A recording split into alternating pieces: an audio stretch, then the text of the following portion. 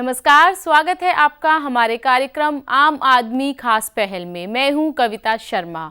उपभोक्तावाद की दुनिया में आज लोग अपने बुजुर्गों की देखभाल करना ही भूल गए हैं, पर इसी दुनिया में रवि कालरा जैसे लोग भी हैं जो अपनों के साथ साथ दूसरे बुजुर्गों और अनाथ बच्चों का पूरा ख्याल रखते हैं।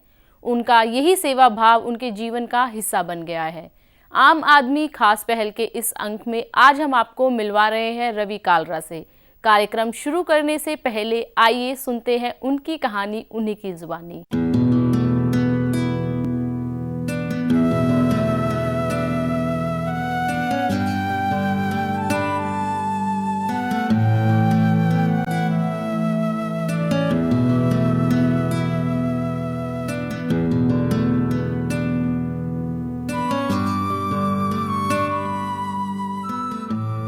अभी इस समय हमारे पास 30 सीनियर सिटीजन्स रहते हैं हमारे ओल्ड एज होम में। इस ओल्ड एज होम का मैंने नाम दिया आयुर्धा। आयुर्धा का मतलब है guarantee for long happy life. तो इसमें हम बूढ़े लोगों से कोई चार्ज नहीं करते हैं। ऐसे लोगों को मैं रोड्स पर ढूंढता हूँ, देर रात को निकल जाता हूँ सड़कों पर, दिल्ली की सड़कों पर, तो लोगों से बात करता हूँ जो बेघर हैं, जिनके बच्चों ने घर से निकाल दिया। ये इतने गरीब हैं सीनियर सिटीजन्स कि उनके पास एक टाइम की रोटी भी नसीब नहीं है।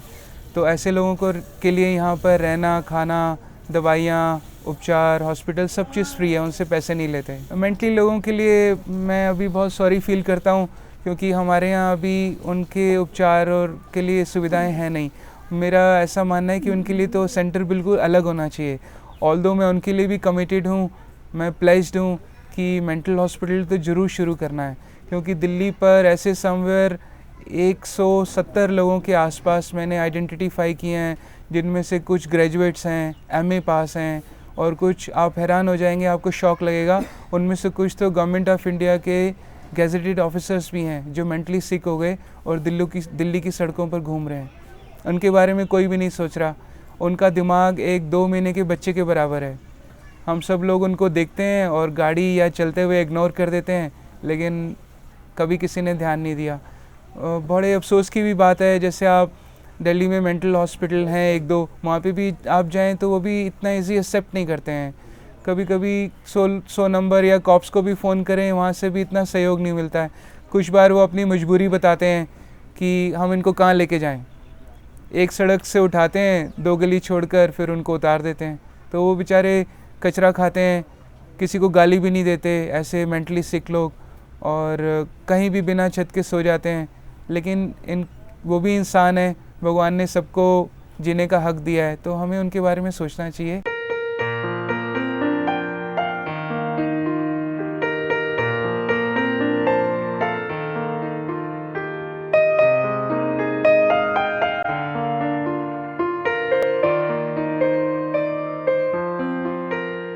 यहाँ पर जब सीनियर सिटीज़न लाया जाता है या हम उनको खुद लेके आते हैं, तो सबसे पहले तो उनका फ़र्स्ट एड होता है।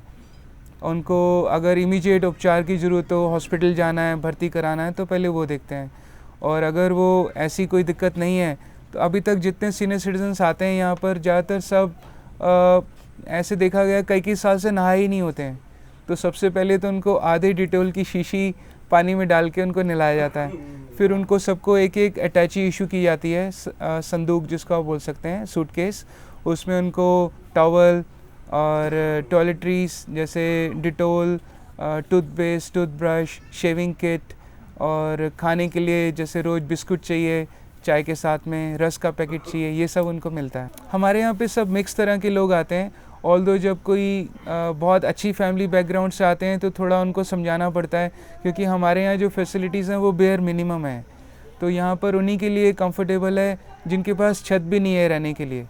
लेकिन जो अच्छे एटमॉस्फेयर में रह चुके हैं, जैसे एयर कंडीशन माहौल में या फिर कंक्रीट कंस्ट्रक्टेड हाउसेस में, तो उनके लिए रिकमेंडेड नहीं है। तो मेरिट में उनके लिए सबसे बढ़िया है जिनके लिए कुछ भी सुविधाएं नहीं है, गवर्नमेंट से भी नहीं है और संस्थाओं से भी नहीं है, पब्लिकली भी नहीं है, कोई शेल्टर भी नहीं है, तो उनके लिए हमारी जगह सबसे आइडियल है। अभी इस समय 15 फीमेल हैं और 15 के आसपास ही जेंट्स हैं। डोमेट्री सिस्टम का अरेंजमेंट किया है।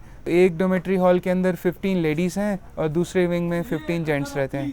तो अभी कपल्स हमारे पास नहीं है, और हाँ, इसके अंदर हमने अभी इसी ओल्ड एज होम में नारी निकेतन भी मर्ज कर दिया है, क्योंकि जब सड़कों पे मैं ऐसे सीनियर सिटीजन्स को ढूंढता हूँ जो नीड में हैं, तो बहुत बार कुछ ऐसी लड़कियाँ मिल गई रोड्स पर जो कुछ, वेरी सॉरी टू से, कुछ रेप विक्टिम थी, जली हुई थी, अंधी थी, लाचार थी, फैमिली से निकाल दी गई थी। तो हमने उनको भी एक्सेप्ट कर लिया और ओल्ड एज होम में नारी निकेतन का शेल्टर भी मर्ज कर दिया है। तो ऐसी लेडीज़ के लिए भी यहाँ पर रहना, खाना, हर तरह की सभी सुविधाएं निःशुल्क हैं, उनसे पैसे नहीं लेते। और जो कोई जॉब कर सकती हैं उनके लिए हमारे पास जॉब ओरिएंटेड अपॉर्चुनिटीज़ भी हैं, तो उनकी कैपेबिलिटी, मेंटल ग्रोथ और एजुकेशन क्वालिफिकेशन के हिसाब से उनको जॉब दी जाती है।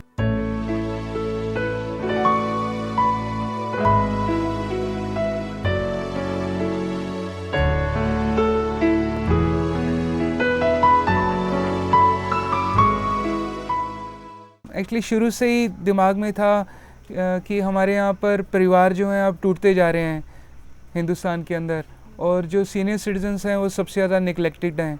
बच्चों के पास टाइम नहीं है इतना उनकी केयर के लिए, और कुछ ऐसी भावनाएं भी बिखरती जा रही हैं। अब एक दूसरे की केयरिंग है, शेयरिंग की जो भावना है वो लुप्त होती जा रही है। बड़ा भाई वो पंजाब चला गया, अब उसका पता भी नहीं कहाँ है कहाँ नहीं है। दो बहनें, दोनों बहनों की डेथ हो गई, दिल्ली में ही हैं। तो बाकी उनके बच्चे वगैरह हैं, वो आते जाते हैं, पूछते हैं, बस यही बात है, आना जाना ही है, बस और कोई बात नहीं है। जैसे और भी जो ओल्ड एज होम दिल्ली में चल रहे हैं या आसपास हैं, सुना यही है कि वहाँ पे बहुत पैसे लेते हैं। तो हमारे यहाँ तो सब निःशुल्क है, पैसे नहीं लेते कभी भी। और ये भी सुना है कि वहाँ पर 40, 50, 100 लोगों की वेटिंग है बेड्स के लिए। तो जो बहुत ही नीडी हैं, जो न्यूज़पेपर से उन सीनियर सिटीजन्स तक होम के लिए पहुंच ही नहीं सकते हैं, उनके लिए कोई कैटर नहीं कर रहा है, तो हमने उन्हीं लोगों के यहाँ पर सुविधाएं देने का बंदोबस्त किया है जिनके लिए कोई भी नहीं सोच रहा है। तो स्टार्टिंग में बहुत दिक्कत आई, जैसे जब सीनियर सिटीजन आए तो एक्सपीरियंस नहीं था, कुछ बीमार हो जाते हैं। तो जैसे अभी तक पिछले 2 साल के अंदर 6 डेथ हो चुकी हैं यहाँ, और जो 6 के 6 सीनियर सिटीजन्स थे वो बहुत बुरी हालत में थे, बेघर थे। उनमें से 100 साल की बूढ़ी अम्मा भी थी जो आर.के. पुरम में सबसे पॉश एरिया के अंदर सड़क पे पड़ी हुई थी, और कई सालों से कपड़े नहीं बदले थे, पहने नहीं थे, ना के बराबर कपड़े थे तन के ऊपर, कई सालों से नहाई नहीं थी। तो उनको लेके आए, उनको हमने बहुत उपचार कराया, देखभाल की, लेकिन फाइनली उनकी डेथ हो गई। और अब तक जितनी डेथ हुई हैं वो सब मेरे हाथों में ही मरे हैं, बता के गए हैं, और सब दिन में मरे हैं।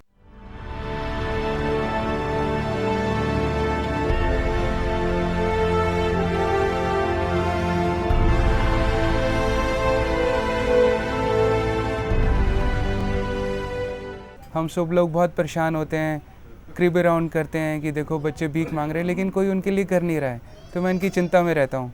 तो पिछले 20 साल से ये मेरा 6th अटैम्प्ट है। अनफॉर्चुनेटली 5 बार मैं सक्सेसफुल नहीं हो पाया ऐसी संस्था चलाने के लिए, लेकिन अभी 3 साल पहले भगवान ने सुन ली, और मैं निस्वार्थ भावना से 24 आवर्स में 48 आवर्स काम करता हूँ बुजुर्गों और गरीब लोगों की सेवा के लिए। और ऐसे बच्चों का भी बड़ा ध्यान था हमें जो बच्चे सड़कों पे भीख मांग रहे हैं या गरीबी रेखा से नीचे हैं।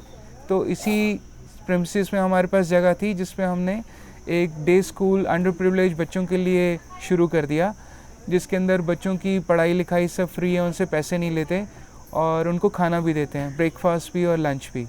और पहले स्टार्टिंग में जब 2 साल पहले स्कूल शुरू हुआ तो 5 बच्चे पढ़ते थे, तो 5 बच्चों को मैं खुद पढ़ाता था, लेकिन धीरे धीरे 2, 5, 10 से बढ़ते बढ़ते अब 125 बच्चे हैं।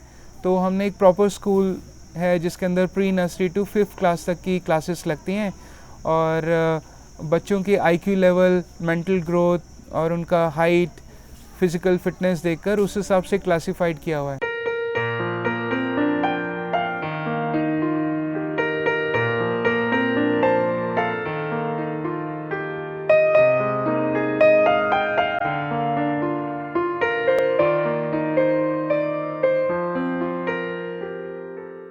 माता पिता तो साथ हैं, वो बेचारे बूढ़े हैं। माँ तो हमारी बोलती है कि हमारे बेटे ने हरिद्वार की स्थापना दिल्ली में ही कर दी, अब तो तीर्थ यात्रा पे भी नहीं जाना है।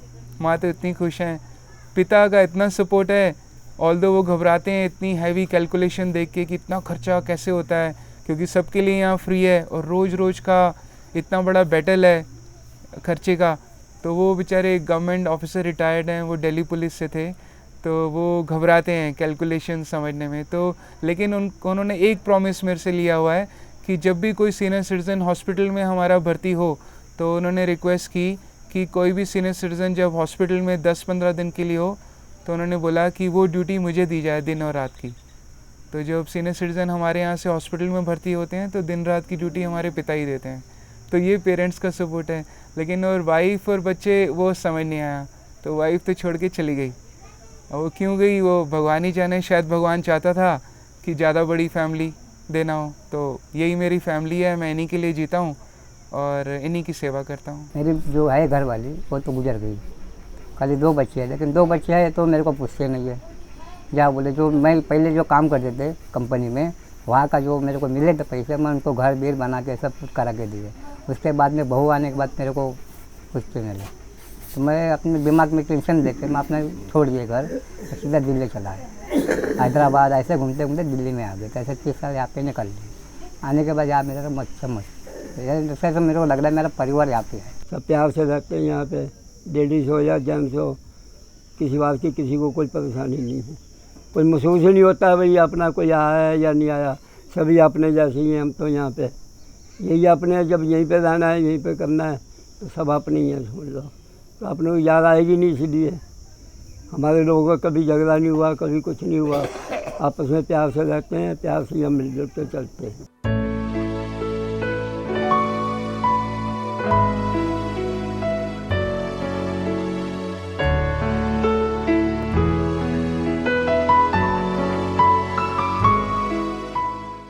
बस ऐसे लगता है कि शायद भगवान है और भगवान चाहता है कि हमें जरिया बनाया कि आप ये ऐसे लोगों के लिए नारायण सेवा करें जिन लोगों को कोई भी नहीं पूछ रहा है। और बाकी मैं बाय प्रोफेशन, जैसे मैं इमिग्रेशन कंसल्टेंट हूँ, तो जो मैं कमाता हूँ वो 80% मैं डोनेट कर देता हूँ।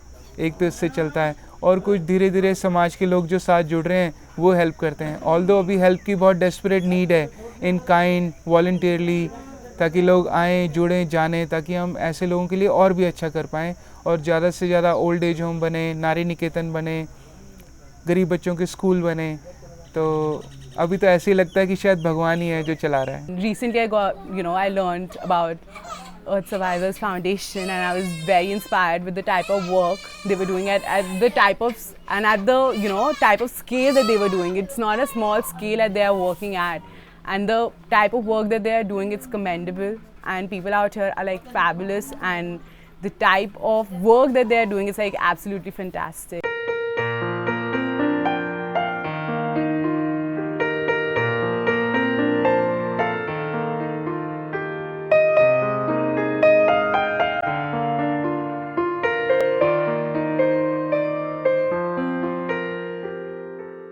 हाँ, जब ये मैंने संस्था शुरू की जिसका नाम दी अर्थ सेवियर्स फाउंडेशन है, तो इसका एक और बहुत बड़ा मुद्दा था कि दिल्ली को और अपने हमारे हिंदुस्तान की सारी मेट्रोपॉलिटन सिटीज़ को मैं नॉइस मुक्त कराना चाहता हूँ, नॉइस फ्री कराना चाहता हूँ।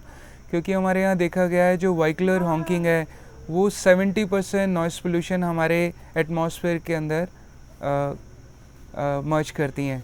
तो इससे स्कूल में बच्चे पढ़ नहीं सकते हैं, मरीज लोग हॉस्पिटल में आराम नहीं कर सकते क्योंकि इतना हॉर्न बजता है सब जगह। गवर्नमेंट ने कई नो हॉकिंग जोन्स डिक्लेयर किए जहाँ पे हॉर्न बजाना कानूनन अपराध है। दिल्ली पुलिस ने चालान भी काटना शुरू किया, लेकिन फिर भी हॉर्न बजते हैं। तो इसके मैं सख्त खिलाफ़ हूँ और हमारी संस्था ने एक बेड़ा उठाया कि लोगों को एजुकेट किया जाए। तो हम स्कूल्स में जाकर बच्चों को एजुकेट करते हैं, उनको सिखाते हैं कि अपने माँ बाप को बताओ कि जो हॉर्न है वो इमरजेंसी के लिए बना है, इसको तभी यूज़ करना चाहिए जब आपकी गाड़ी में कोई पेशेंट बैठा है और आपको इमरजेंसी उसको लेके हॉस्पिटल जाना है। जैसे हम फॉरेन कंट्री की अगर बात करें, भगवान ने मुझे ब्लेस किया, मैं अब तक 40 नेशंस की ट्रैवल कर चुका हूँ और मैं जिस भी सिविलाइज कंट्री में गया मैं इतना हैरान होता हूँ कि वहाँ कोई हॉर्न ही नहीं बजाता है। वहाँ हॉर्न बजाने का मतलब है कि आपने हॉर्न बजाया और आपके आगे चलने वाली जो 5 या 6 गाड़ियाँ हैं वो सड़क से नीचे उतर जाएंगे, वो आपको जगह देंगे, क्योंकि उनको ऐसा धारणा है कि आपने हॉर्न बजाया मतलब आपकी गाड़ी में कोई इमरजेंसी पेशेंट है और आपको उसके लेकर इमरजेंसी हॉस्पिटल रश करना है, इसलिए हॉर्न बजाए। लेकिन हमारे यहाँ तो ऐसे है जैसे छोटे बच्चे का खिलौना होता है, इतना हॉर्न बजाते हैं, इतना हॉर्न बजाते हैं सब कि पूरे सिटी को रहने लायक छोड़ा ही नहीं है। जब मैंने अभियान शुरू किया तो मैंने कुछ स्टिकर्स बनाए अपनी सेविंग्स पॉकेट से, समवेयर 5 लाख स्टिकर बनाए जो मैं जगह जगह लगाता हूँ, जिस पे लिखा है डू नॉट हॉन्क। कुछ स्टिकर्स पे बहुत वल्गर स्लोगन भी मुझे देना पड़ा, क्योंकि लोगों को खाली सिंपल समझाने से शायद समझ नहीं आता, क्योंकि ये जो प्रॉब्लम है ये हमारे सिस्टम में एक कैंसर की तरह घुस चुकी है। हॉन्किंग की डेफिनेशन हमारे यहाँ से लुप्त हो चुकी है। तो मेरे के लिए बहुत मजबूरी था ऐसे वल्गर स्लोगन देना, बट इसका फ़र्क भी बहुत पड़ा है। जैसे मैंने लिखा कि कुत्ता भी बिना वजह नहीं भौंकता। ऑल्दो मैं किसी को गाली नहीं देना चाहता था, लेकिन मैं एक समझाना चाहता हूँ कि कुत्ता भी एक्चुअली नहीं भौंकता बिना वजह से। जो ब्लू लाइन बसेस थी वो पहले प्रेशर ऑन बजाते थे, तो एक पर्टिकुलर डेसिबल बना हुआ है जो ह्यूमन ईयर्स के लिए बहुत ही यूज़फुल है, जैसे 40 डेसिबल। लेकिन हमारे यहाँ बहुत सारे जोन्स के अंदर मेट्रोपॉलिटन सिटी में अबव 80% है, जो ह्यूमन ईयर के लिए डेंजरस लाइन से भी ऊपर है, जिससे आपको माइग्रेन होना, रेगुलर हेडेक रहना, काम में मन नहीं लगना, नींद नहीं आना और डिफरेंट ऐसी बीमारियां जिसके बारे में हम सोच भी नहीं सकते हैं, कमजोरी आना, ये सब प्रॉब्लम्स रहती हैं। तो इसलिए इस प्रॉब्लम को दूर करना, हॉन्किंग को कंट्रोल करना बहुत ज़रूरी है। गवर्नमेंट ने अप्रिशिएट तो बहुत किया, लेकिन अनफॉर्चुनेटली अभी कोई ऐसी हेल्प नहीं मिल पाई कि उनसे फाइनेंशियल हेल्प मिलती, या फिर उन्होंने और आगे बढ़कर हमारे मुद्दे को आगे उठाया होता। जैसे कुछ ऑफिसर से बात की तो थोड़ा सा सॉरी फील होता है। मैं जैसे एक डॉक्टर का एग्जांपल देता हूँ, मैं डॉक्टर के पास जा रहा हूँ, उनसे बोल रहा हूँ कि मेरे को पेट दर्द है। अब डॉक्टर बोल रहा है ठीक है पहले सिर दर्द का इलाज करते हैं। मुझे तो सिर दर्द है नहीं, मैं तो आपसे पेट दर्द की बात कर रहा हूँ। जब मैं डिपार्टमेंट्स में जाता हूँ उनसे बोलता हूँ कि मैंने हॉन्किंग का इशू है, हॉर्न को फ्री करना है, नॉइस पोल्यूशन से फ्री करना है सिटी को, लेकिन वो बात करते हैं कि ट्रैफिक सेंस नहीं है लोगों में। वो भी एक बहुत बड़ा मुद्दा है। ट्रैफिक एजुकेट नहीं है, सिविक सेंस नहीं है, लोगों को गाड़ी ठीक से चलानी नहीं आती, लेन ड्राइविंग नहीं करते, जिगजैग वे में चलाते हैं। वो भी एक इक्वल मुद्दा है जो लोगों में एजुकेशन आना ज़रूरी है। लेकिन अभी हमने सब्जेक्ट उठाया हॉन्किंग का, तो अभी इतना ज़्यादा सपोर्ट नहीं मिला है, जिसकी अगर सपोर्ट मिल जाए तो ये तो दिनों का की बात है, ये प्रॉब्लम दूर हो सकती है हमारी सिटी से।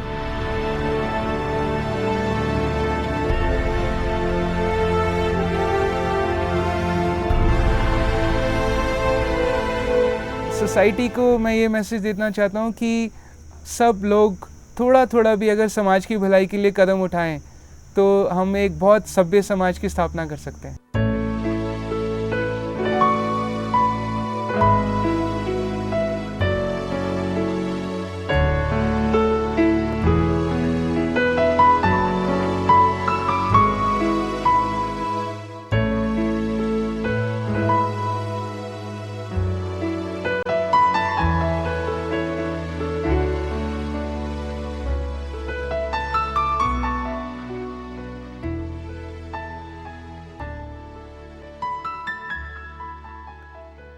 बुजुर्गों की सेवा करना इसीलिए भी एक अच्छा काम है क्योंकि एक दिन सभी को बुढ़ापे का सामना करना होगा।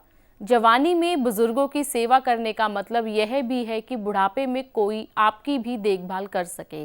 वैसे भी सेवा से बड़ा पुण्य का और कोई काम नहीं हो सकता। आज के इस अंक में बस इतना ही। अगर आप भी ऐसी ही किसी प्रतिभा को जानते हैं तो हमारे इस ईमेल आईडी पर लिख भेजिए। हमारा ईमेल आईडी है aamadmikhaspehel.lstv@gmail.com। मुझे और मेरी पूरी टीम को दीजिए इजाज़त। नमस्कार।